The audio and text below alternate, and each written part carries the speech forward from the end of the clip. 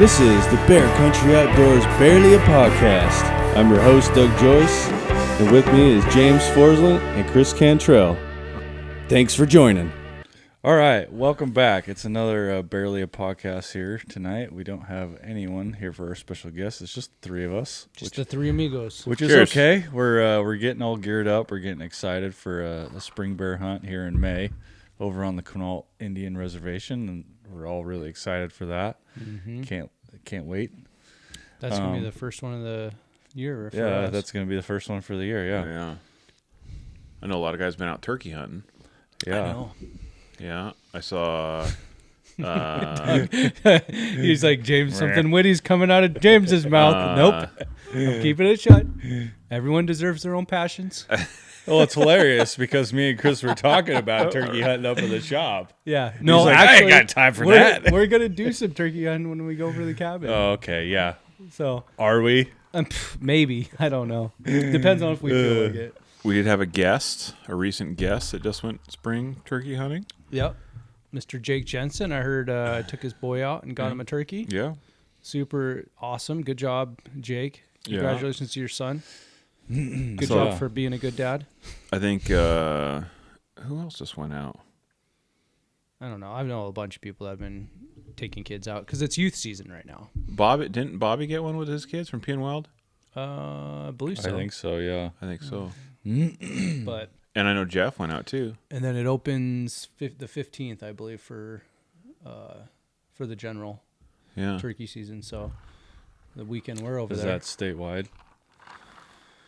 Yeah, I believe so. Well, wherever there's turkeys. I All don't right, know. well, I got 2 tags in my Don't- pocket. I'll be throwing, Me throwing too. the shotgun in the truck. I did not go turkey hunting because we have a shit ton of big game hunts lined up. Yeah. So in a month, all of us, including my dad and Matt Russell, are going to the Quinault Indian Reservation. Yep. We're going to be hunting, hopefully, giant black bears. Doug and I went last year, had a freaking awesome time. Only saw one bear, still awesome. Shot it right in the face. I did. No tracking. Easy tracking job. So now, we were just talking about that, and if you're on the tubes of you can see that we have a rifle and a box of ammunition here. So we're talking about what we're going to take on this hunt. So it's unusual in the sense of it's very thick for like me. Like I build long range rifles. I want to shoot a long ways. You can't do it. Like it's thick and it's timbered. And your shot, like how far was our shot? 30 yards at the most. Yeah. Let's say 37. 37 and a half, it was a poke. It was a poke. So I have a 45-70 lever action out, and we were just looking. I just got some ammo in, and they had some 350 and some 430s. I have my glasses on. I can't see shit. I think they're 430s. 430s. Yeah. So we're just talking about like what we should take, right? James It's a massive bullet. has a pistol, right? Mm-hmm.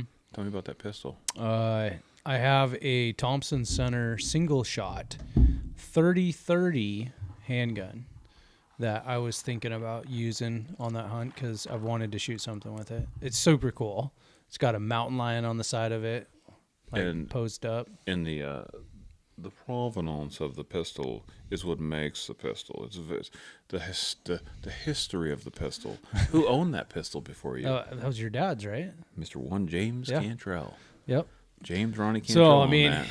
I'd love to harvest an animal with a pistol that was owned by a living legend. He's a living. Such as Papa Ron. out there. Papa Ron is a living legend, and he's going on this hunt. And if you shoot something with that pistol, You'd be pretty excited about dude, it, be too. super excited. Yeah. The question is, do I use the 30-30 barrel, the 44 barrel, or the 45 long Colt? Ooh, all could whack a bear at that distance, right?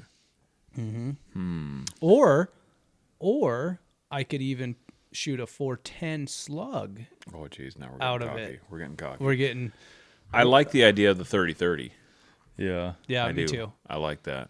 I think you need. It's the a most classic- Bang, I think It you is need classic, the most bang yeah. for your buck. Yeah. Yep.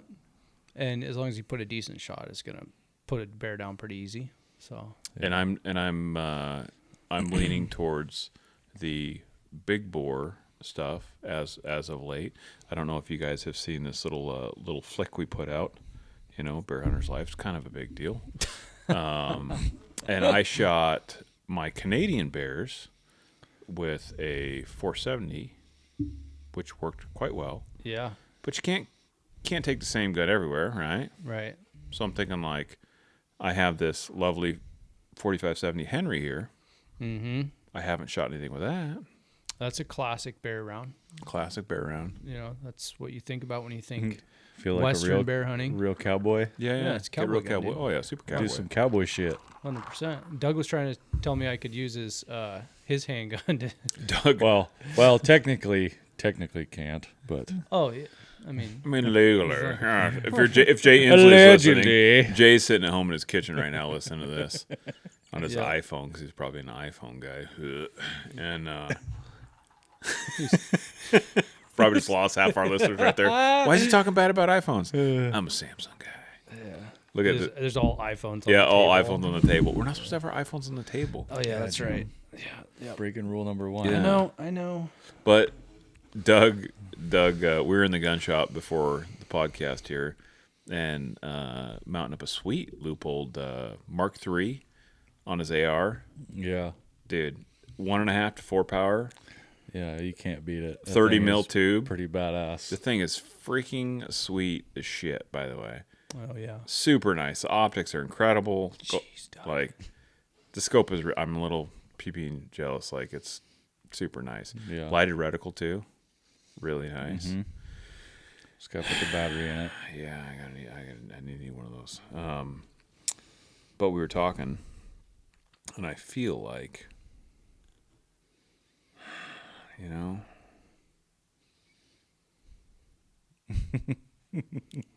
I could go with that. You want to do something cool? I want to do something cool. So I have a little less cool gun. I mean, honestly, let's be real. You're a good enough shot. If you shot at the head with that, I think you could. well, I have a television out in the Why gun would shop. you shoot a bear in the head with a 4570? Why wouldn't you? Why wouldn't you? Because I have a 45. Because it's gonna drop right there, Jim. You shoot a Boone and Crockett bear. I can't get the skull score So- because it's blown in half again. Well, back to the gun shop story. So we're out there, and I can't get my freaking TV to work. So it finally, like, we restart it, and Doug's like, "You got to watch this video." And so Doug has a freaking beautiful Smith & Wesson 460 8 3/8 is what yours is. Stunning gun, really nice. It's awesome. So he pulls up a video of my good friend Jerry Michlik, best friends, and Jerry has a 12-inch 460, and he shoots a head of cabbage with like a slow motion camera, Yeah, high speed camera. and it literally like evaporates. This like, I mean, it literally just it's like there was a head of cabbage, and it was gone, Literally gone. Wow. like literally gone, and Yeah. I'm like, huh. And I have a 454, which is not near as powerful as a 460, but Doug's legit is a cannon. dude, legit cannon. It's It's a hand cannon. The 460 Yeah. is. It was funny as I went and I shot 2 watermelons, and that's where I got that inspiration from. Was from Jerry, Oh yeah. and it did the exact same thing. I hope I shoot this thing. Is it super accurate? Yes, Like for up to how far do you think? Like Didn't he would you say it be was like comfortable? it's 10 inches at 200, 250 yards. dude, it's a long ways. Like Wow. yeah, Wow. It shoots the Hornady 200 grain round. yeah. at 22. The Hornady 200 grain FTX bull is going 2,200 feet per second. Wow. and that was out of an 8-inch barrel. Jerry was shooting a 12, so it's probably faster than that. But Yeah. it rips, dude. Yeah, Because my it's 454 screaming. is the same length, and I feel like I could shoot that thing a long ways. I mean, I was shooting a target at 50 yards freehand, just wailing away at it. Really? It's just what it is you need to shoot it a lot because you definitely, with the revolver, the trigger pull is definitely harder to do than just like an automatic. Right. Plus you got like if you're using open sights. Getting used to the iron sights. The exact same, holding it the exact same. You know, because just a little bit up or down or left or right. And what was funny is because I shot off of a rest and then I shot freehand, and I was shooting better freehand than I was off of a rest. Your gun, though, so yours is a Smith & Wesson. It's a newer gun. I have a Taurus that's probably 25 years old, at least. I've had it for probably 25 years. And mine, you could get like a rail hokey system that you could put on the top, and there was no way to mount an optic to it like a red dot, right, to shoot it. So what I did was I bought this rail, which is complete dog shit because you'd shoot. The thing is, it's recoil so much that it would bend all the mounts in the rail, and then it would just flop around, right? Terrible design. But yours has a milled-in Picatinny rail, so you could buy a Leupold red dot, right? The Delta Point Pro would be perfect. Mine doesn't have a Picatinny rail. I thought it was milled into the top. That's if you get the 10-inch. Oh. Bigger, longer. But I did overhear Jerry say that they designed that back sight to come off to where you could screw a red dot right there. Oh, they probably have like a dovetail something or other. Yeah. But I don't have that option. It sucks. I really like a red dot. It would be really cool, but at the same time, I still like the iron sights. Yeah. It does have a nice what is it? It's like a fiber optic of some sort. Oh, on the front, it's not just a blade. Yeah.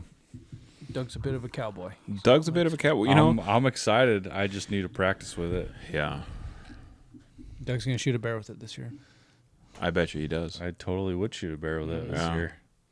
I have all the confidence in the world to be like, all right, Doug, it's done. It's 350 yards. Right. Just aim 6 feet over. Full send. I'll build you a dope sheet, dude. We'll put a Leupold on it. There you go. It's covering up the whole bear. Just let it rip.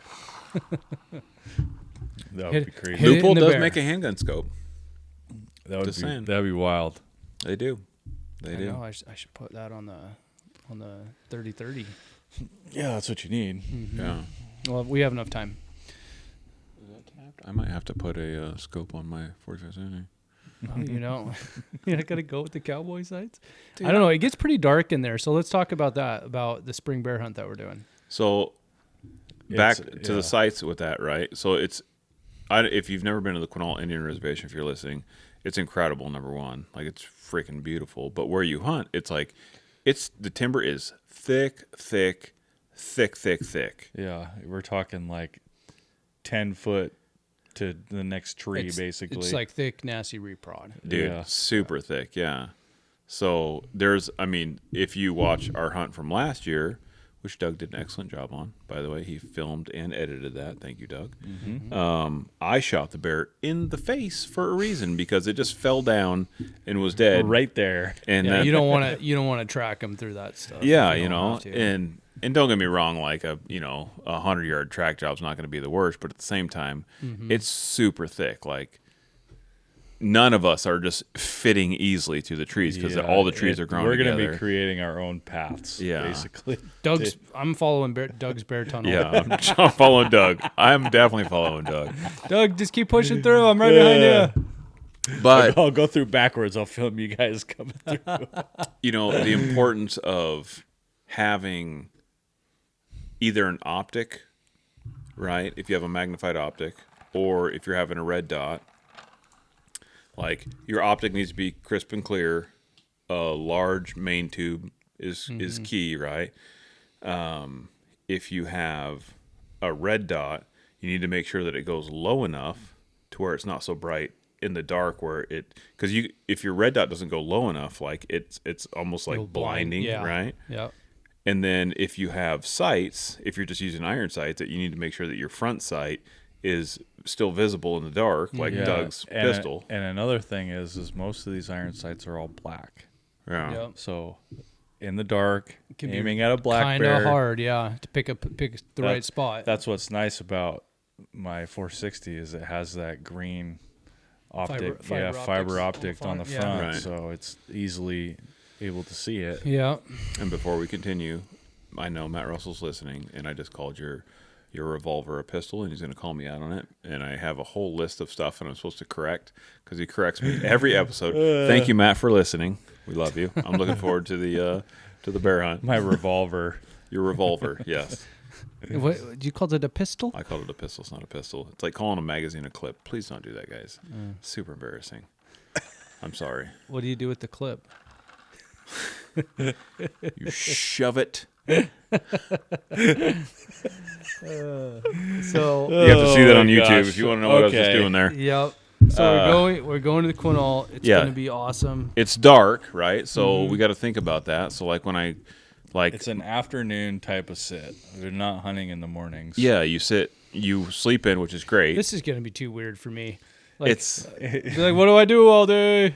you watch Letterkenny, you eat pancakes. You stuff your face. I drink 37 cups of coffee. And then I'm like, and then Doug and I just rotate our bathroom times, and it's super Yeah. fun. Okay. And then we go out and we try to shoot a bear. Yeah. All right.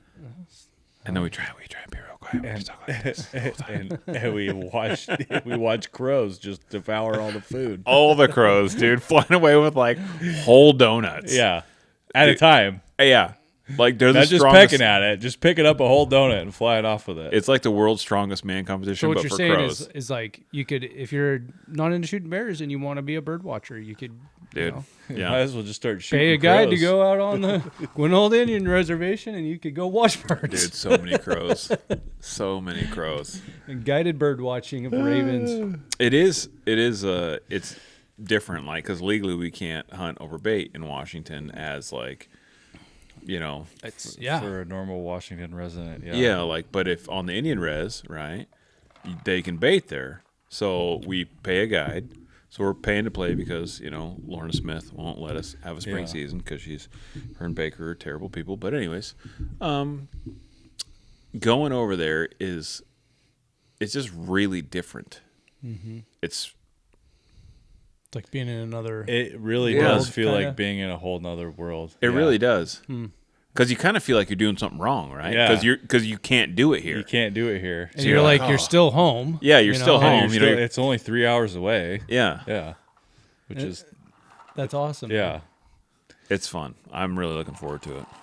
and you So am really I. feel like you're out there. There's not a whole lot around, like especially once you get into the reservation. Dude, there's nothing. there's nothing. Yeah, There's bears and trees there. Yeah, and crows. yeah. Dude, I'm so. I never even jealous. saw a deer there. I, The whole time, like the travel time, I mean, the whole deal. think about it. They're probably like the ultimate ghosts of the woods.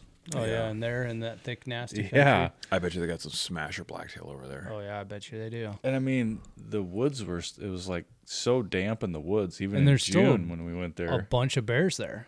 Yeah. Yeah, I mean, Like they a got bunch. ton of bears, and they Tons hunt of their bears bears. in the fall and in the spring. Imagine that.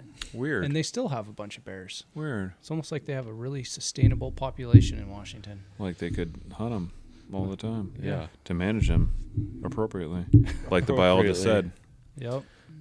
Biologist? What's that? Yep. by using bait. we're gonna bring some of our own sweet stuff, right? Yeah. Some scent stuff. And I got a guy from the gun shop that's gonna hook me up, so excited about that. Bring some stuff over, help Bull out.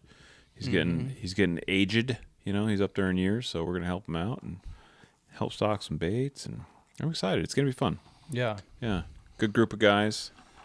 It's gonna be a good old time. yeah, we're gonna- especially with a group this time. Yeah, we're gonna have old Papa Ron out there, and we'll have Matt Russell and Now the question is your dad gonna shoot the very first bear that walks 100%. 100%. in? He's gonna be like, oh, it's a dandy, and Well, Chris is gonna be like, shoot it, yeah. because then it's my turn. I don't even know how it's gonna be. I don't know how many baits he has. So like, we could all be on our own baits. I don't know. You know? Well, I would think he would have at least enough for everyone to be on their own Yeah. bait, at least one. Yeah. But it's going to be a matter of what's happening when we go. If there's certain baits are hitting off and some of them aren't, or I don't know. I mean, I don't know. I don't know what's gonna This happen. is all new to me. This Yeah. will be my first guided hunt, I believe. I'm trying to think if I've ever gone on a guided hunt. Well, I kind of went on a guided elk hunt, but that wasn't really that was like a 1-day deal basically. Just go out there and shoot that elk. Yeah, basically. pretty much. There's like, it was this private ranch and we're going to take you up to where these elk are. And then the elk weren't there. And I was like, oh, this is really stupid because there's no elk here. And they're like, oh, they all got pushed down into the valley because we got like 3 feet of snow over the last 2 days. And long story short, I ended up finding an elk the last hour. But this will be my first real guided hunt of any sort. And my first time ever hunting over bait for bears. Right. So I'm a little bit newbie. Like I'm a little excited, but I'm also a little bit like, this is gonna be weird. I'm used to doing everything like on my own. You're gonna feel exactly how we felt when we went over there. Yeah, I'm just gonna relax. I'm gonna be like, I'm just gonna let it happen. It was nice though, cause like it was cool. I was telling Doug, it was nice last year because I literally came straight from Canada, came home, and like loaded the trailer up. Doug came over and we left. Like we went from BC to Quinault, and so I had like in the same week. It was like the next weekend, basically after you got back. I had 3 days. Yeah. So it was like come home, do laundry. Oh, hello, you're my wife still. Great, Hello, child. You've grown so much, And then I just like, so we're out of here. Yeah, and it was in BC last year was the first guided hunt that I'd ever, minus Africa, obviously. Yeah. But like that was the very first guided hunt that I'd been on, and it wasn't a terrible experience, but there was a lot of stuff that they completely failed on. Right? I lost hides, I lost all my meat, and they did things that I was surprising to me, right, for a guided hunt. So I'm like, oh, geez, so, like I wonder what this is going to be like. And luckily, the things that they failed on were the things that like our guide's like 80 years old, so he offered, right? He's like, oh, I'll skin your bear tomorrow, and I'm like, no, I'll skin it tonight. Skin it right now. Right. Yeah, and literally, like we went back, Doug and I went back at midnight, and I skinned it on the tailgate of my truck, right?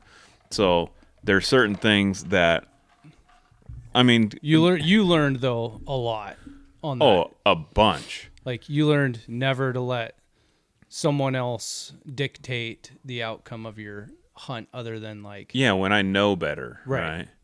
And they did a really good, like their baits were excellent, right? And how many baits they ran were excellent. The time that they took to skin the animals was a complete failure. They did a terrible job. Their meat care and their meat preparation was absolutely terrible. Yeah, like they completely fit, like F's, not D's, F's. Like they did a bad job, but they did really good job. Good, like the food was excellent. The camp cooks were excellent. Accommodations were good. Accommodations were good. The location of the camp was off a dirt road. It wasn't anything fancy. We were under power lines, but it was like, it was good enough, right? I had good company because I brought good company, right? And the guy wasn't a bad guy, but he did a shit job in some very key areas, which some of the most important parts. Yeah, like I would have filled this whole camp for however many weeks, and it was really disappointing. Well, so. yeah, and we'd probably be heading up there 100% right now. Yeah, if things would have went really well. Yeah, and instead we're doing the Quinault, which I'm excited about that. Yeah, it's closer to home. If you're a guide in BC or Alberta, let us know. Like we would love to come up next year.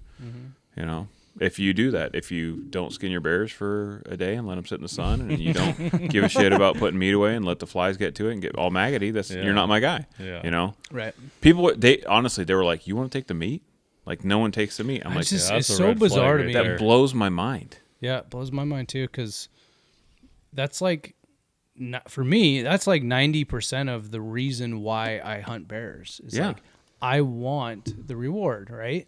Like, I like the experience. I like the adventure. I like the camaraderie. I like all of it. I like all that. I like putting bear rugs on my wall, even though I don't need any anymore. And I'm going to be in debt forever because of all the taxidermy. But for me, minor technicality. Like, I eat it a ton. I almost eat bear almost daily. Yeah. My kids love it. They eat pretty much for all their school lunches. That's all they get is summer sausage, pepperoni sticks, and land jager, because that's all they want. It makes the best processed meat. Yes. The best. 100%. Especially bar none. Pep sticks, summer sausage. We just had breakfast some. sausage, anything that is a little bit better with a little greasiness in it. Yeah, because it's excellent. It soaks up the spice, right? The seasoning so well. So like deer, like if you have like a ruddy mule deer and you put it in a pep stick, it tastes like it can be a little dry almost unless they add enough fat. Yeah, you could just taste the gaminess, right? Yes. And you don't have that with a bear. Bear, you wouldn't know the difference if you were to go over and grab one of those pep sticks. The bears that you now didn't know. to back up a little bit, that's the bears that we're shooting, and we're not hunting bears over like old slimy salmon creeks that are like where the fish are running and stuff like. But I have shot bears up in Southeast Alaska on those, and I've never had a bad tasting bear. Yeah. I mean, I'm not saying that they can't happen, but yeah, I mean, I've shot 20 bears now, and I've never had one that tasted bad, ever. That's a pretty good. Yeah, and I've shot them pretty much all over the state here, and all times of years. All times of year, fall. I've had some spring bears. I've had them. I think my latest was probably pushing towards October. August. Yeah, it's good times. Remember those times? I remember those times. Yeah, it's good times. We got a lot more of those times coming up. Yep. Yeah, Lorna. Yep. You jerk. So, and I remember when I could draw a spring bear tag in Washington about once every 3 years. Oh man, those are good times. Speaking of, the fact that you did that was pretty I know, that was actually awesome. The back-to-back years that me and Hartsock threw that Eastside tag, that was awesome. It's too bad Hartsock didn't get one on that trip. I know. We had two. We drew that tag twice, and he didn't get one on either one of those hunts. The first time we went over there, that was a weird trip. We hunted everything, and we couldn't find one bear. But I think we went too early. Like, they weren't spring bears in Washington can be kind of weird. You got to hit it at the right time. Back to that whole spring bear when we lost it. There was a key figure in that. Do you remember who that was? Lorna Smith. And if you and Jay Inslee. If you have the I internet, heard they're having an affair. Or a smartphone. I mean, allegedly. So I was talking with old Todd at Sportsman's Alliance, and at the end of next month, so at the end of May, they are having a hearing in Olympia on that issue where Lorna was illegally on the Fish and Game Commission, right? So technically speaking, she still is, because she broke the law. She broke the law. There was no repercussions. Bob Ferguson, who's a complete POS in my personal opinion, I think is a terrible human being, and we could get into the details if you ever want to talk about that. We'll talk a little bit more about that later here. He's bad. It's bad news. That's on the docket. It's never ending. Yeah. So he has Lorna's back, of course, right? So he's like, hey, let's use all our taxpayer money to, defend her, right? Right. In a matter that is not concerning of, Yeah, as an illegal state employee, let's do that, because that's a great idea for our taxpayer money. Let's just burn it up. And so at the end of next month, we're going to go down there, and we're going to be at the hearing.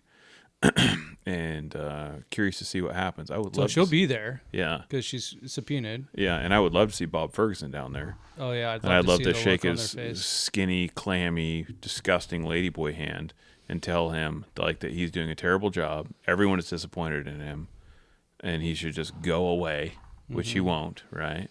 But he'll be like, now your business license won't renew. Yeah, I know, and that I'm probably going to lose it. Local gun shop shut down. Charges were brought across Chris Cantrell for squeezing his finger so hard. Yeah, they called it assault. Dude, yeah. Wouldn't you just like to shake his hand and just squeeze his finger so hard that he just does so much bad? I wouldn't want to shake his hand even at all. Punch him in the gut. Right. He does so much bad. So it's like it's not even like We're not condoning assault. This Yeah. podcast was going so well. I know. Now we're I'm going sorry. down a I know, long. Bob. We're going down lonely- it. We're going So, in a dark space here. dark so hole. spring bear, Lorna, the lawsuit. We're gonna be down there. So We'll see this what is happens. the Supreme.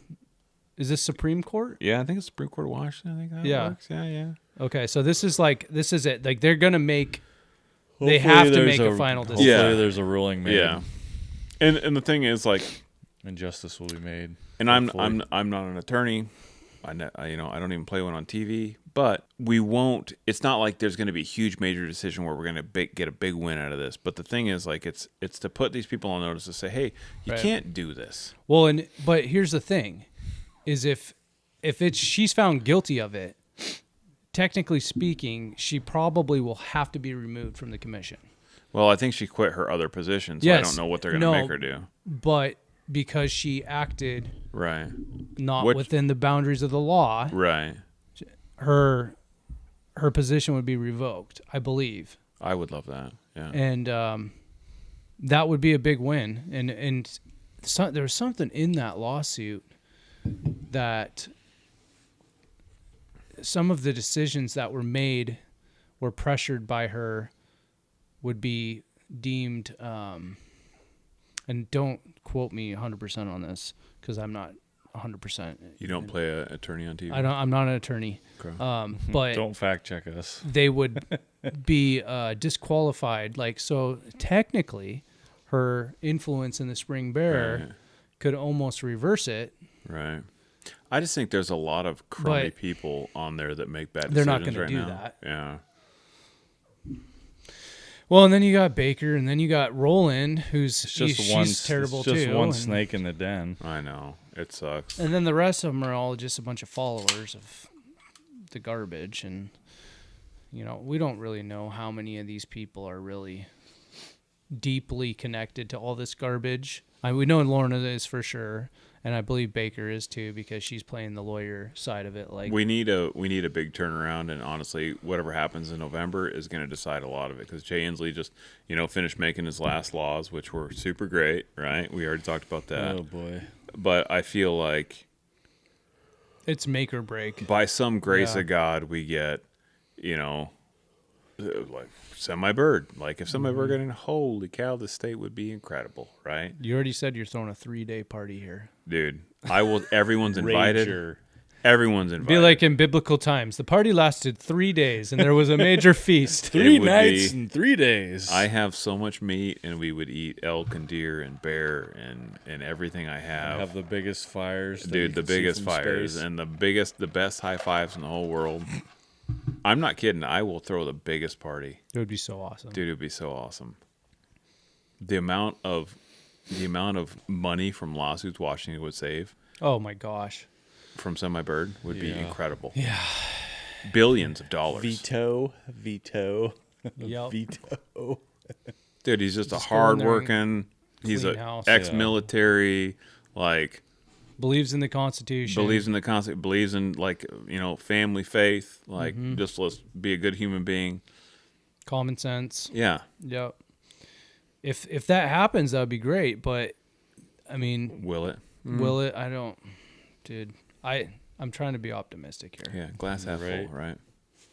And We're gonna it keep could- we're keeping Pretty the faith. pretty tough in Washington. I mean, we still got time too. We don't even know if somebody's going to end up being the primary. I'll still vote for him. Could be was it Dave Reichert or whatever. Reichert Yeah, or something like that? no idea. Who's that? I don't know. he's better than Jay Inslee. He's I don't better know. than Inslee, but I've never looked in his I don't eye know and enough shook his about him. hand, and I've looked in Semi-Bird's eye and shook his hand, and I was like, "This is a good dude." Like, Yeah. like I could tell. He's like, a people person. yeah, you could be like, "Hey, like, nice to meet you," and when you look at someone in the eye, you can tell, like, all right. I feel like instantly I can tell, like, okay, this guy's a sleazy politician. This guy's in it to get something, or this guy's like, hey, like, This is a real deal. is a good dude. yeah, He's a good dude. I think he's the real deal Yeah. for sure. Good handshake. Mm-hmm. Looks you in the eye. Just saying. Anyways, let's get away from all the nonsense there. Let's move on to let's move on to one more quick political thing. The magazine ban. Oh yeah, that was on our list of things. That was on our list of things to do.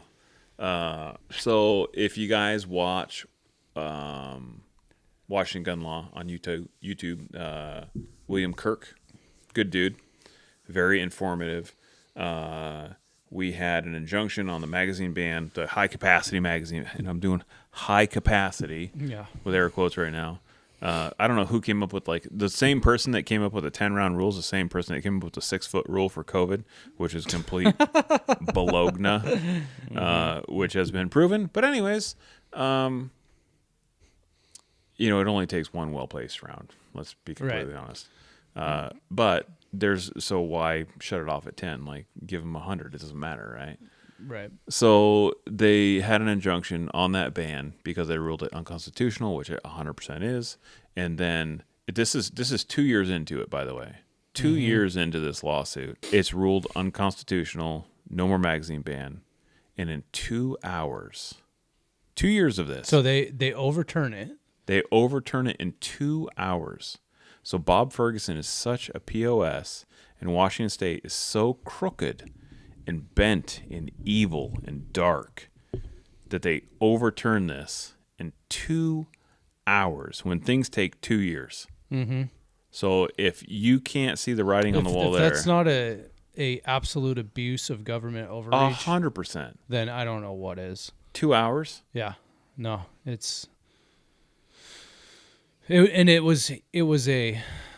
We're not letting this take any hold here. We're gonna just strike it instantly. There you go. 2 hours. So, anyways, I'm really disappointed in Washington State. I think a lot of guys out there that are listening are like, I just want to move out of the state. But the thing is, it's like a disease. It's going to spread. Like, that's the reason why we're still here. That's the reason why we're putting our money where our mouth is. And like, hey, like, we're going to fight back. We got to do something. Because if we don't, who is, right? Mm-hmm. So. Seems like that's what they want, too.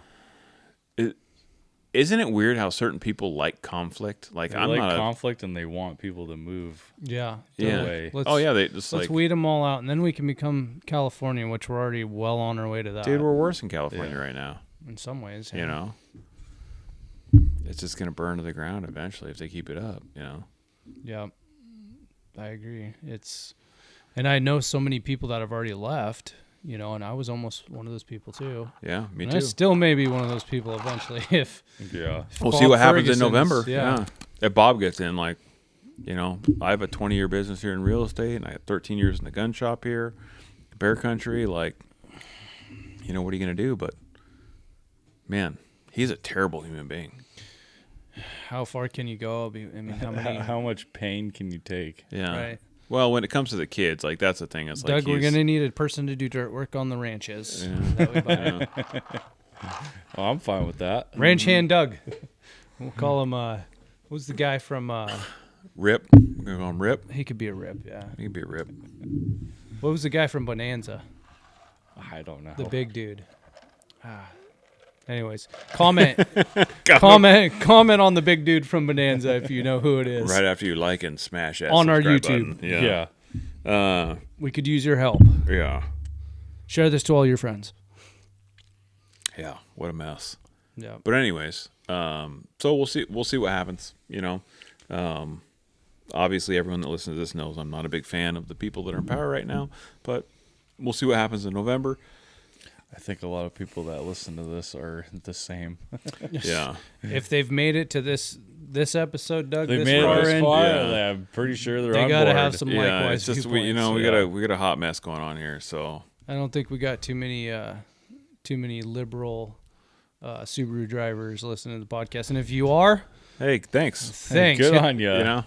Tell your other liberal Subaru driving Check friends. us out. Check us out. Yeah, Might learn a thing or two. You could learn some stuff, and maybe you'll even start eating meat again after a while. I'm not gonna lie. Like, I was thinking about this the other day. I saw a couple guys on the Facebooks is what it was, and guys that I grew up with, and I would say I don't know. Some of them are vegans. Some are very much liberal, right? Mm-hmm. And not bad guys, but you can see like how polarizing the media is, and you see like even myself, right? Like the more we get into it, like the more like anti Bob Ferguson I am and anti Jay Inslee, and you could see them going more like, you know, oh, we got to take all the guns away, you know. And you look at it and you go, have you ever eaten a ribeye? And have you ever shot a gun? Because I love those two things. Love them. Yeah. I love shooting guns, whether it be on the range or hunting or just in general. Like shooting guns is super fun. Like it's you always want to do better. You want to hit the, you know, like center of the target, whatever it is, right? Like, you know, there's just something like, I don't know, primal and visceral about like, There's something about the smell of gunpowder that gets you going. you know, yeah, it is, right? And then same thing, like I thought about this, like there was who's the guy, Lone Star Outdoor Show? What's that guy? He's got a weird name. I don't know his name, but I've seen it. Yeah. It's like Cabers. Anyway, I'm mess up. I don't know. It's a weird Just keep name. going, Chris. So he was don't wanna talking butcher his about name. like the Lone Star disease, Lone Star Oh yeah, tick or something. like when the ticks Yeah, bite like you and like it's a tick in Texas or whatever, Yeah. and it can bite you and it'll make you like basically like allergic to meat, right? Yeah, And I was like, that'd be the worst thing. I freaking love meat. I know. Could you imagine if you were allergic to meat? No ribeyes, no tacos. We were just having pep sticks. We were having like some a buddy of mine, Japanese It'd be guy, the worst, Doug. Yeah. got this I don't know what I would do. crazy I don't know. I'd still try. that jerky that took we out just the had eyes was off so of good. You know, like Yeah. could you imagine not being able to eat that jerky? Like it, by the way, I doubt he's listening, but it said hot and I was a little disappointed. It wasn't that hot. It wasn't that hot. It was. It was good though. It was good. It had good flavor. It definitely wasn't hot though. I want to say When it said hot, I was like, "Oh, nice! Yeah. It's gonna be spicy." I like a little spice. I like spice, right? I like a lot of spice, actually. Well, I was thinking like it was going to be super spicy. So he's Japanese, raised in Hawaii, wife Vietnamese, and he said it was like made from someone at work. I want to say they were Vietnamese, and I'm thinking like, oh, this is gonna be like hot, Yeah. Yeah. like hot, like to where it's not enjoyable, but I'm gonna like man up, right? No. Surprisingly not hot. Super tasty though. I don't know what kind of meat it was, but it was good. It was Could really turn it up a couple levels. So if we couldn't eat meat, it would be really disappointing. It'd be terrible. You know, and I feel bad for people that are vegans and vegetarians. I really do, because they're missing out on like the best part of life. And I do enjoy food. One like, of the quite a best bit. most parts of it. nutrient rich right. substance that you could I mean, eat. I get it to some extent because they think that they're doing the most healthy thing for themselves, right? Or some of them think that. Some of them just don't want to eat meat because they don't like it killing animals, right? I get the whole wanting to be healthy for Well, you're yourself. killing just about everything to grow the Yeah, other we've stuff. all seen the Instagram and YouTube Yeah. Right, videos yeah. about that. Like Like there's no there's no way. human existence without death. yeah. Yes. This just plain Every and time you simple. breathe, you kill some. Whether like some you're microorganism, killing you're one dying, big right? elk Yeah. to feed yourself for a year, or you're eating 1 million pounds of tofu every year, and you're killing 100,000 small little animals. Right. You're You're still killing responsible for something, death, right? Yeah. Right.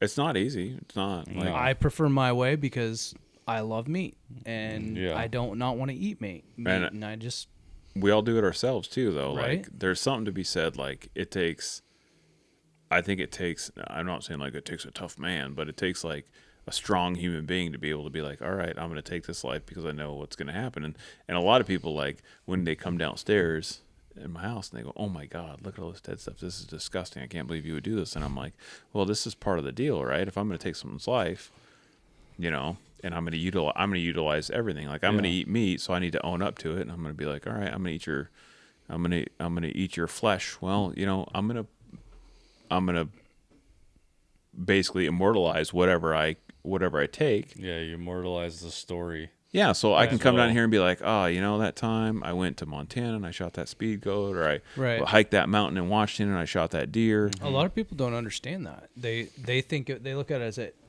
as this is the trophy right here. Right. That you're doing it for this because you want to have its rack or whatever. Right. In which But- there's more sentimental value in each separate one, For me, just in general. yeah. And for me, it's not so much being able to have the rack or whatever. It's the memory and the story story that goes behind imprinted it. in that. It's like a living, It's 100% the memory in the story. it's a living memorabilia of that moment frozen in time, right? And if people don't believe me, they can come down here and see I have a 192-inch buck mounted to probably a 9-inch buck. Like, I'm not joking. Like, that's a single-digit buck. I have a spike behind me. Doug, how long do you think those spikes are mounted behind me? About 3 inches. That's very generous, Doug. That is not 3 inches. It's a beautiful mount, though. That's a 2-inch buck. That's a 2-inch buck. And, you know, I don't It's care. a dick. I It don't looks ca- like a dick. I don't It's care. a blacktail. You know what? I can tell you, when I look at that deer, I can tell you exactly everything about that Right. hunt. I was with my friggin' really, really good buddy, Ben. We had an incredible time. I was with his good buddy, Utah, and we were in the mountains. And we were coming down. We were going to the airport. Like, they were taking me to the airport, and I shot this deer. He was not happy with me. I almost missed my flight. The lady yelled at me at this little tiny airport in Southeast Alaska. She was so pissed. I remember she had tattoos on her knuckles. Pretty sure she was on drugs, most likely meth. She was so skinny. She had no teeth. I guarantee she doesn't work there anymore, so I can, you know. Who cares? Yeah. She was so mean. Oh, she yelled at me. She was so pissed. But it was a great time. Yeah. You know, and I remember that every time I look at that buck, and I'm like, man, that Right. was a great. That's the best part about it. Like, when you do this, it's for me, it's not just to have it. Like, it's not the trophy. Like, I don't care how big the animal really is. Oh, I'd love to most shoot of a the time. 200-inch mule deer. I like Yeah. shooting big animals, but I don't really care that much. And for me, like, when I'm have shooting something, spikes, bro. like, even if it's a small deer, I always have its, I do a European or something. Right. But when I look at it, I can tell you exactly when that was. Mm-hmm. Well, maybe not when, but I can tell you the exact circumstances, The how story. it played out, the story. Me pretty and much Doug, or perfectly. me and Hartsock, or, you know. And without that, like, if you didn't have that, and then you were just, it would kind of get lost in your memory Yeah, bank. you don't remember it. Having It's- that I visual mean, I don't remember of half what the that shit is. I do, and if I don't, it's because I don't have trophies of it Yeah. hanging around my house. Yeah. It's like I say this all the time. I hate Facebook, hate it, but it's a necessary evil for my business in general. So I use it all the time. And the best thing about Facebook is Facebook memories. And so it will pop up like, 6 years ago, and it'll show me pictures of my kid when she was a little itty bitty cute little, like little baby teeth and all. And I'm like, oh, like it's the memory of it, right? Mm-hmm. And that's what I love, right? And so that's why I keep pumping content in that stupid machine, right? And it's the same with hunting. Like, these are my Facebook memories, right? Mm-hmm. Then I'm like, oh man, like pick a critter out anywhere in here, and I can you tell can you the story about 100%. I have a bunch of animals down here. Yeah. You know, I don't remember what I had for breakfast, but I could tell you about every hunt in here. Mm-hmm. You know, so And isn't that a cool thing? Like, It's cool. It sticks with you like that. and even after shooting so many animals, like, I could tell you each bear story in an explicit detail Right. to the exact thing that happened. But I Right. can't remember half the shit I do. no. But for some reason, hunts in my head, like, once they're imprinted and then I have that memory, it's like I can just dig it out whenever, that story comes out. You just when you look at it, you remember it, and like, You're I like, don't "Oh, know. yeah, it was cold that day. Yeah, it was cold as shit. I was hiking up the mountain It was so cold. Oh boy, and I heard his twig break. starting to sound like our old man. Yep. Dude, totally. There's a reason why you'd hear the same stories over and over Yeah. and over again. Because it's all they remember. I can't. My That's dad. all they remember. Speaking of my dad, who doesn't know how to work the internet, so I can say stuff like this. But like, so he's coming on this trip that we're going on for spring bear, and he's going to tell the same story. He'll probably do it every day, and it'll change just a little bit Just a little bit. every day, right? And he'd be like, "Oh, there I was, driving my Ford, and there I was driving my." Next day it'll be, I was driving my Chevy," and you'd be like, "Okay, cool, Dad." Like, the same story with just a little bit something different. in but it. it's the point is the same, right? Like, I went Yeah. on this bear hunt, or I went on this deer hunt, and it's probably going to be bear, obviously, since we're hunting bear. But like, you'll hear the story about him shooting from the hip and shooting this bear right between the eyes, and it fell over on his buddy's legs. Guaranteed. Oh, yeah. He's going to tell that story. And it's a great freaking story, right? Yeah. But I've heard it so many times, I'll be able to catch like You're what just changes. But the key is, right, like he remembers that, and it was one of the best memories he's ever had because he's in the woods and he's hunting with his buddies, and it's like, and the people that, I mean, it's you almost feel sad for people that don't have that in their lives because it's such an incredible experience, It's like removing, like, if we didn't have that, for me, like, I'd feel empty. Like, I mean, I'm not saying that hunting is the only thing that's important to me, but without it, right? Wouldn't you feel kind of empty? Well, you talk to people about like hunting, and when someone tells you a hunting story, it's always like an exciting story, right? They're always excited. There's and a certain then level of adventure. Now with the internets, and I don't know how much is true and how much is false, but like you get guys that are like, I was a vegan, and then I decided that like if I was gonna, like Mark Zuckerberg is apparently like hunting deer now with his bow, right? And the thing is, like, on Instagram, we all come from the same stock, right? No matter where you are, where you live, what color you are, how tall you are, short, fat, skinny, doesn't matter. Like, we all came from the same stock. Like, guess what? All of your ancestors hunted. That's how you made it. That's the only reason you made it. There wasn't a freaking Arby's, Like, you had to go out and kill your food to eat your food, or grow your food to eat your food. And back then, no one was just growing a garden. Like, you had to go get meat, right? You needed protein, right? There wasn't soy farms. Well, you're burning so many calories, and like life was a lot harder back then. You needed good, solid protein to and it's probably maintain. I feel lifespan was not very long back then. Yeah, and I feel like it's a primal thing though. Like when guys that were like, say they were vegans, or say like they didn't hunt, and all of a sudden they get into hunting.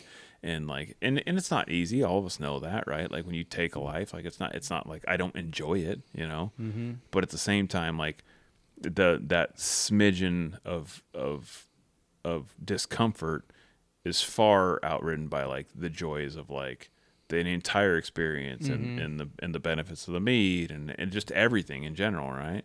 Right. And so I feel like when you watch like, I'm sure if you get on YouTube, there's probably some like vegan turned hunter or something of that nature, right? Buzzword, right?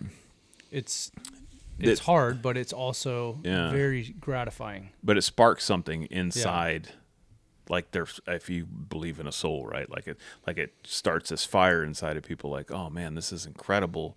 I feel like personally, like it's like what I was meant to do, right? Like I feel like this is who I am. You could never take it away from me. I don't even think a tick could bite me and take it away. I'm going to be completely honest. I don't think little star tick doesn't stand a chance. Just live my life in hives. Right? It's just pretty much. Yeah, it's just who I am. It really is. And don't get me wrong, like I love a good beef ribeye and I love a brisket and stuff like that. But like when it comes down to it, like I want to go hunt deer. I want to climb mountains. I want to shoot elk. I want to crawl through the thickest, shittiest bear woods and, go find a bear to shoot. So talk yourself out of situations that you shouldn't be in and wonder why the hell you're there in the first place. But then after the fact, you feel like, man, that was awesome. Yeah. Let's do it again. Yeah. Let's do it again. Right. And really it's one of those things that there's no replacement for it. No. You can't find any other activity, at least not in my experience, where it even comes close. I mean, I'm not a crackhead, but like maybe crack cocaine. I think that's if you were just crackheading all the time. I don't know. Crackheading, or what's the other drugs that they do? The fentanyl or fentanyl, maybe the if you were a fentanyler. Yeah, maybe that. I don't know. I haven't done it. It's not high on my list. It doesn't look like a very satisfying thing to do. No, I'd rather climb a mountain and shoot a deer. Yeah, 100%. So I'm gonna stick with that. It's very addictive. It's super, obviously, Doug. Yeah, and the feelings it gives you is just like the ups and the downs and the process. When it's hard and it sucks, and then it finally comes together. Yeah, and you make it happen. And it's so satisfying. Yeah. Have you ever noticed people who are successful hunters are typically successful human beings because you could deal with the the incredible disappointment and the stresses of like missing a shot or losing an animal or not finding an animal, whatever it is, so right? hard too. Yeah. The disappointment's incredible. But if you can grind it out, it's just like work, right? Like work's not great all the time. I don't know what you guys do, but like, if you're get listening, like work sucks sometimes, right? People suck. Like I deal with people every day.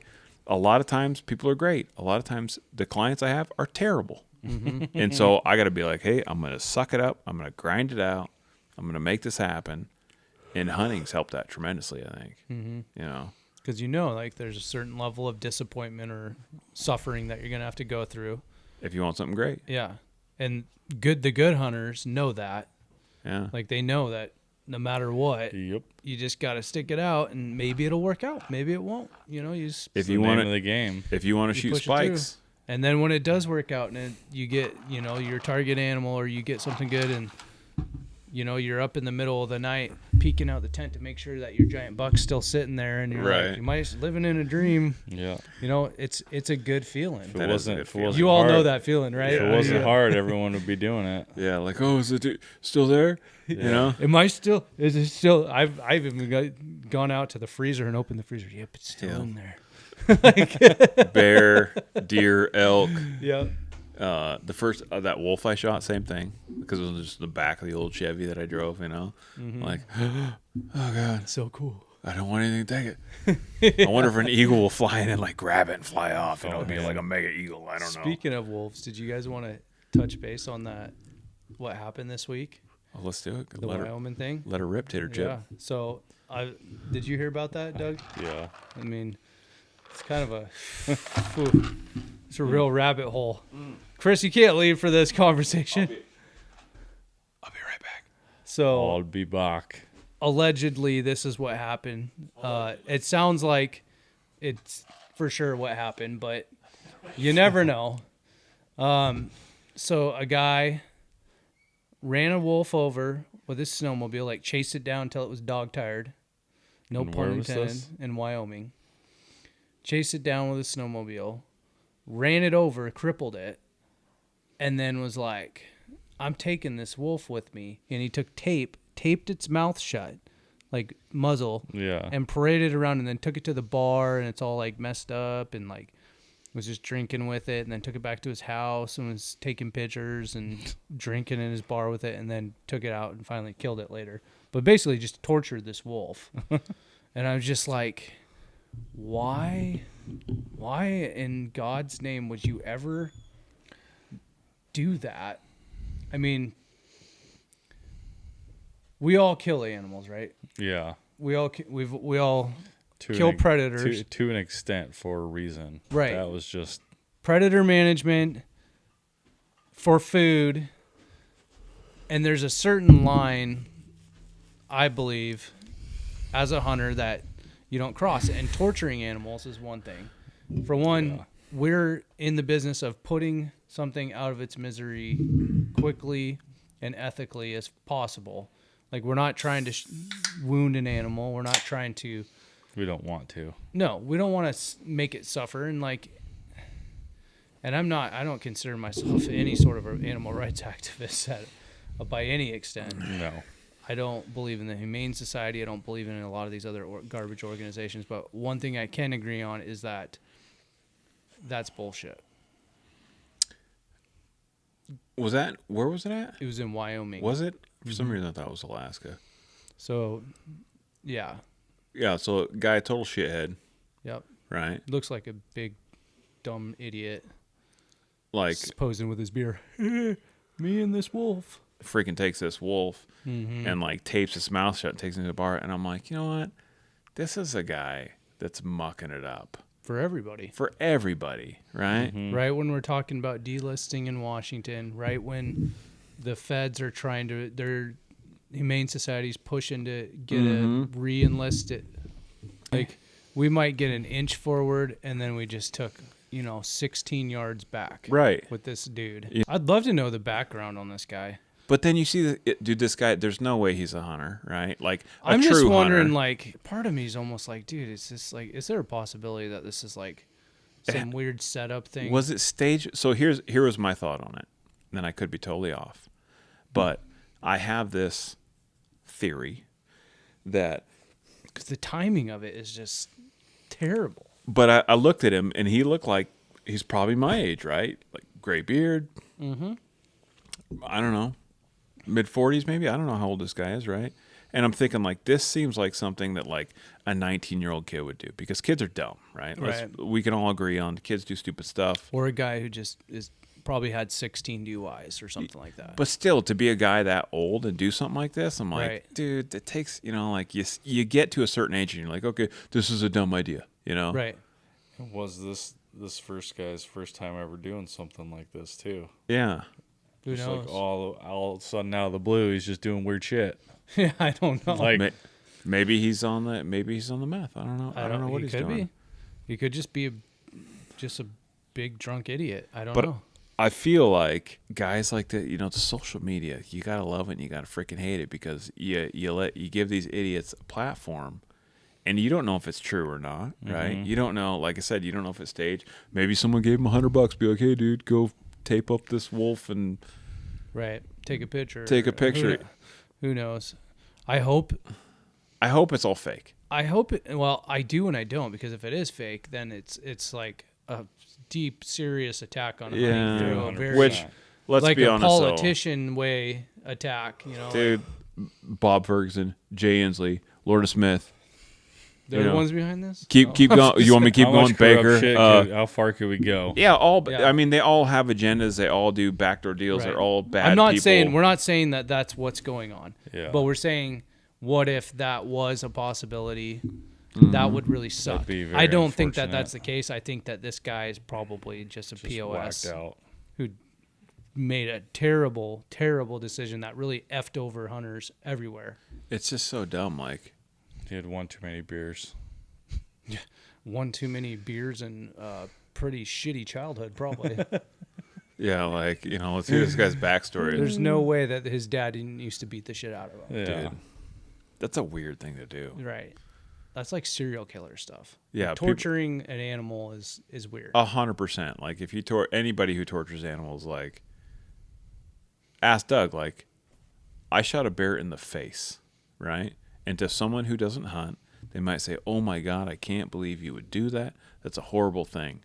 And to me, I'm like, if I was going to be shot and or killed or whatever, right? Headshot. Dude, lights out. That's what I want. Done. Put me out, right? Don't blow my leg off. Yeah. Right. Don't put a freaking arrow in my hindquarter, Yeah. Like, give me the coup de grace, Lights right? out, man. The lights Yeah. out, Trying to be as ethically responsible as possible. Make the most humane, quick death that you can. I want to die right away, Like, that's what we strive for. We want to have a quick, humane death Yeah. where the animal doesn't suffer. It doesn't have to run off. Yeah. We want it to die, right? Yeah, lights out. I don't want to tape no wolf's mouth shuts and parade him around town in a bar. That Never happened with me. Or you. Like, we would never do that. Plus, if I ever saw someone doing that, I'd be like, what the hell are I'd you beat the doing? shit out of that guy. Yeah. You know what? I'd be like, hey, have you met my friend Doug? After all that, it's like, you are now free, young wolf. Dude, I would untape through that enough. wolf in that guy's truck, and I'd put that guy in his truck, and I'd let him fist fight it out. Yeah. With the wolf? Yeah, hell yeah. Bite his face off, dude. Dude, so it must have been injured pretty badly to not be able to get away from the guy and have him tape its muzzle shut. Right. Like, it's super messed up. It's just like when you think about it. It makes me sick just thinking about it. Like, Well, how do you get there? Yeah, but when you think about it, like, it would have to be knocked out, right? You would think. Or like pinned underneath a snowmobile or something, maybe. But how do you even tape a wolf's mouth shut? And this is so for people at home, if you've never been close to a wolf, number one, they're massive, right? Mm-hmm. And you ain't closing their mouth if you're anywhere near and their jaw strength is incredible, Yeah. and they're scary as shit, by the way. Yeah. They're super scary, like really scary. I mean, to a guy like me, like, I'm scared of wolves, right? I've been around them, Yeah. like, they're scary. I've seen the movie with Liam Neeson's. Yeah, and even when I shot that wolf in Montana, and I'm going up on this wolf, and I got a freaking 300 Ultra Mag, dude, I was like, trembling. You know, it was cold, the adrenaline's pumping, but like I'm shaking. I'm like, dude, if this thing comes at me, if it gets a hold of you, you know, it's like a leopard. Like they say, like a leopard's like 100 stitches per second, right? Right. But if a wolf gets a hold of you, their bite force, like if they get you, that's it. You know, whatever they clamp onto, like say goodbye to that limb, like you're not getting it back, right?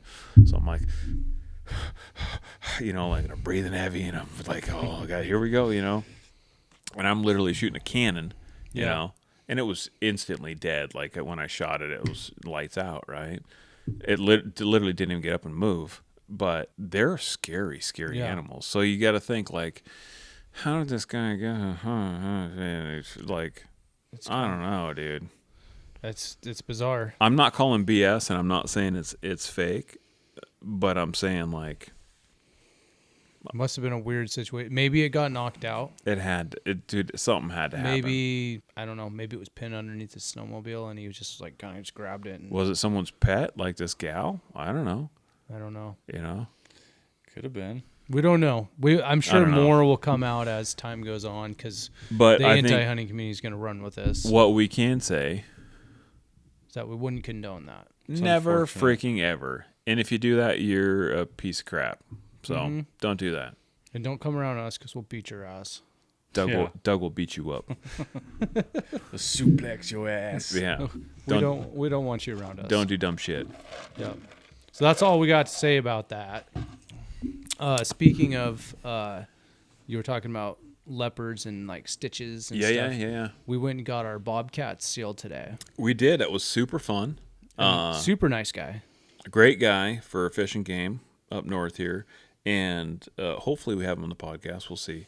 But we had a couple good talks, right? Mm-hmm. We talked about some bobcats. We talked about some lions. We talked about goats. We talked about a bunch of stuff. Mm-hmm. And one thing that I distinctly remember was the conversation about like, hey, we'd love to have you on the podcast.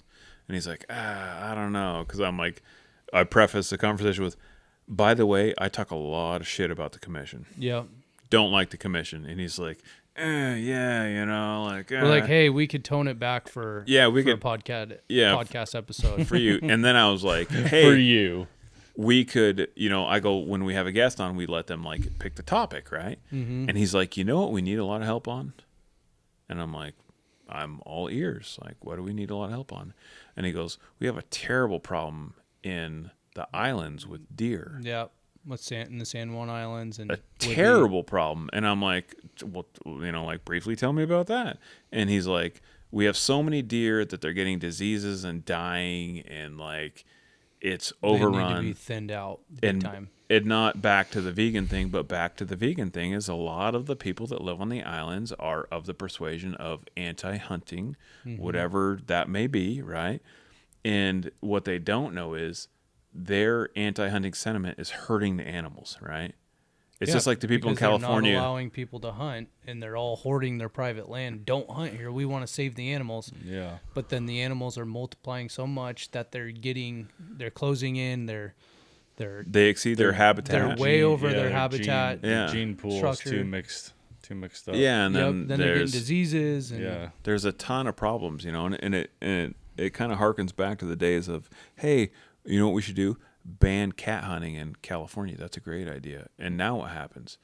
The state kills 300 cats a year. The Californians pay the state to kill 300 cats a year, right? the same amount that they were killing when the season was open. Yeah, which hunters were paying tons of money for. So not only were they getting, literally shit tons of income, right? Mm-hmm. Now, not only do they take away that income, so we're back to zero, now we're negative because we're paying the state, and then we're negative on top of that because of all the lawsuits and all the massive stuff. Because could you imagine if a cat came and ate your kid or your dog, anything, right? You know, like there's all sorts of issues. There's lots of reasons why they'll do a removal. Yeah, and I'm not saying a deer's going to go out and eat your kid, but at the same time, like, what happens if, like, the mountain goat thing over on the peninsula when that hiker got gored, you know, and all of a sudden they wipe out all the goats, and then we fast forward to all these diseases. Like, what happens when a new disease arrives? I don't know.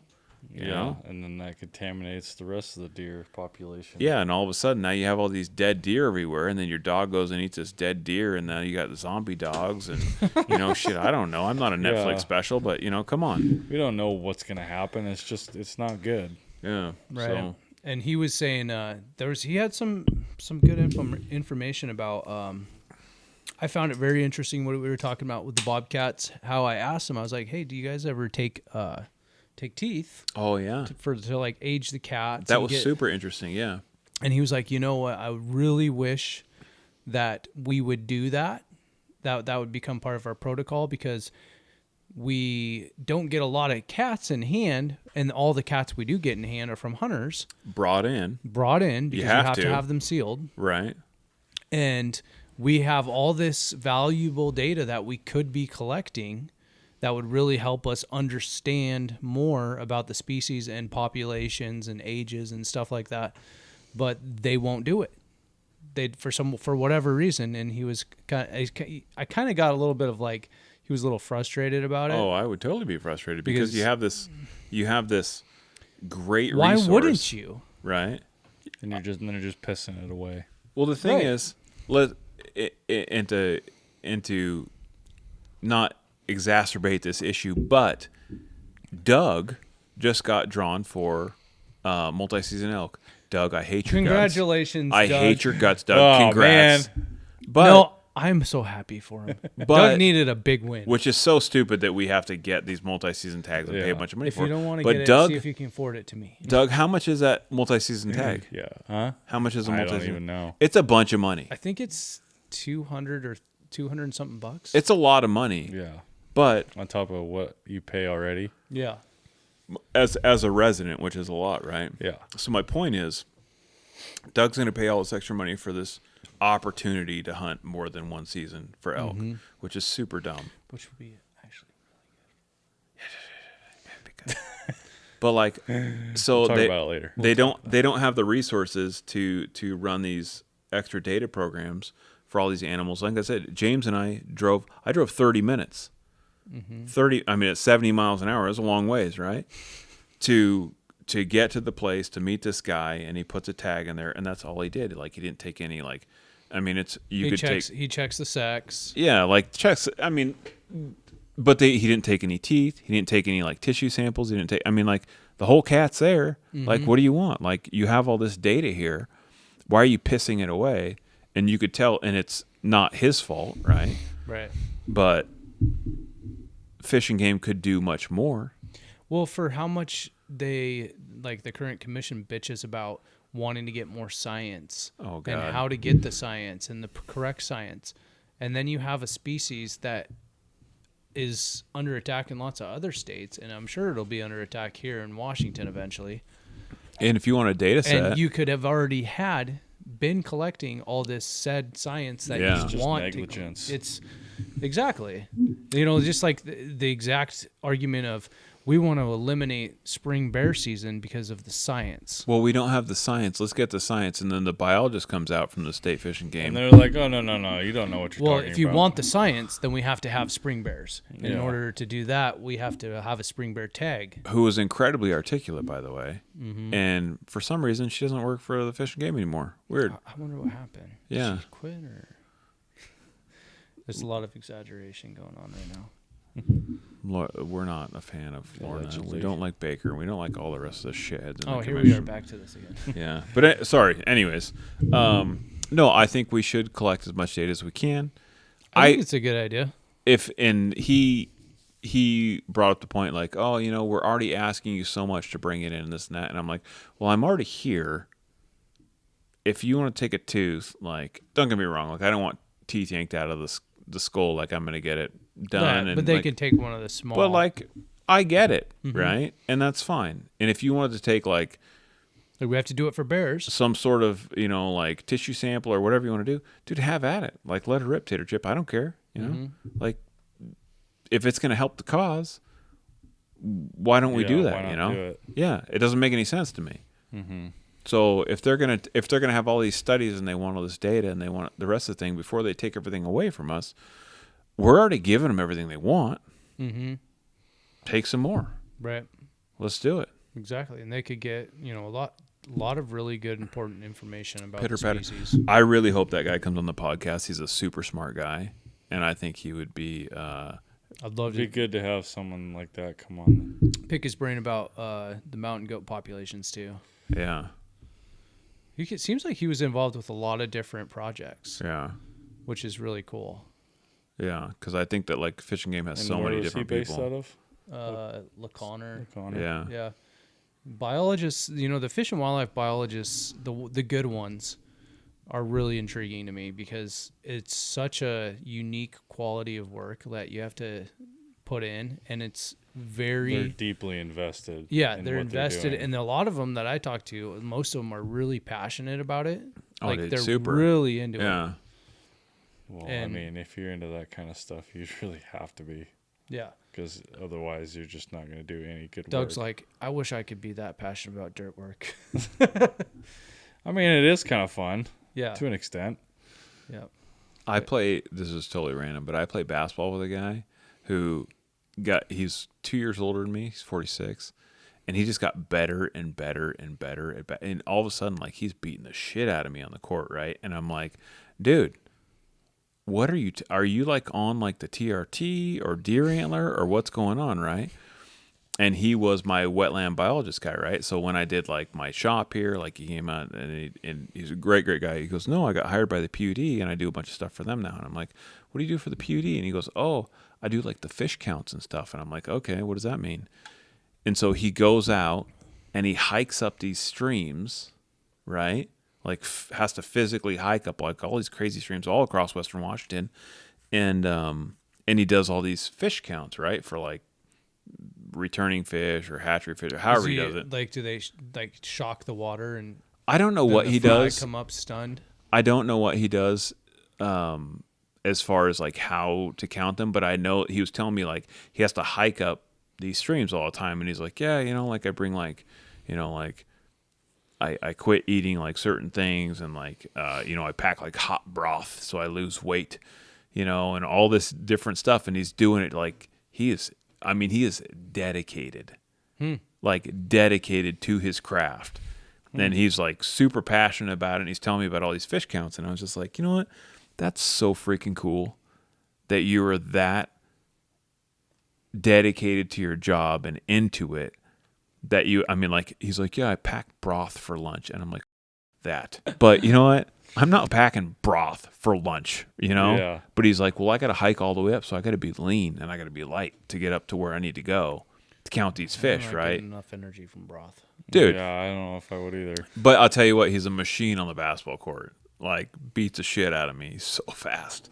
But could you imagine, that there's more of these guys out there that are this dedicated to wildlife? You hope there is. Yeah, I would think so. Like the guy we met today is totally 100%.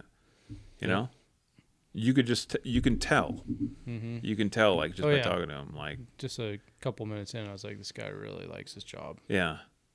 And he's in it to win it. We're going to get him on the podcast. We'll get him on the podcast. He's a good dude. Be a good time. Yeah, he's a good dude. Well, should we wrap this up, guys? I think so. I think we've I think gone we on went through. I don't know what we'll call this one. Maybe mishmash. It was a lot of different Dog puke. conversations. today. It's going to be called dog puke. It was a good combo. Nonetheless, we're getting all hyped up for the season this year. Mm-hmm. Looking forward to a bunch of hunts. Yeah. It's going to be a good year. Yeah. And we can't wait. Until next time, stay humble and hunt hard.